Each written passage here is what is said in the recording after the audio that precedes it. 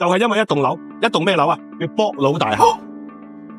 好啦，嗱，2個幾月嘅龍舟水就過咗啦。哎呀，俗語話齋啦，叫做落雨濕濕，唉，又潮又噏啊！不過今日出翻太陽啦。咁啊，出翻太陽，我哋繼續講翻個潮字。呢個潮係指廣州嘅潮街。咁廣州嘅潮街40年前喺邊度呢？就喺呢度啦，西堤2馬路啊，老廣州大家都知嘅。但呢條街點解會旺呢？旺喺邊度呢？就係因為一棟樓，一棟咩樓啊？南方大廈咯。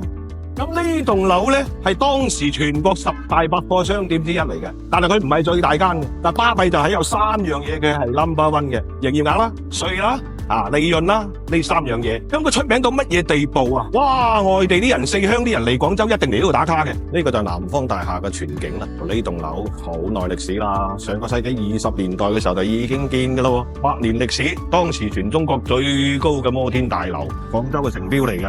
嗱，南方大廈呢，就因為係全國各地啲人嚟廣州打卡嘅地方嚟㗎，買嘢 shopping 都到過嚟南方大廈。咁但係我哋同佢起咗個名喎，咩名啊？叫博老大廈。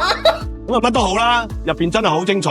但係只不過咧，廣州嘅土著咧就唔係幾慣入呢啲地方去逼嘅，好多時就會跑到嚟文化公園隔籬咧呢格叫做文苑啦。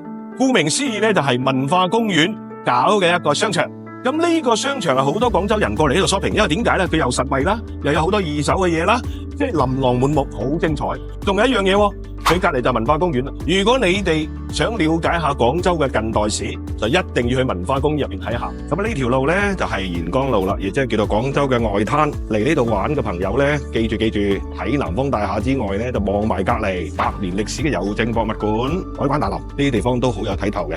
嗱，咁呢次咧就我哋介紹到呢個西堤2馬路啦。長話短說，下一條我同大家講講就前面嗰條潮街中嘅潮街西豪2馬路啦。嗱，大家如果感興趣嘅話，多啲關注，多啲點讚，多啲俾翻個心，跟住4哥一於冇甩拖。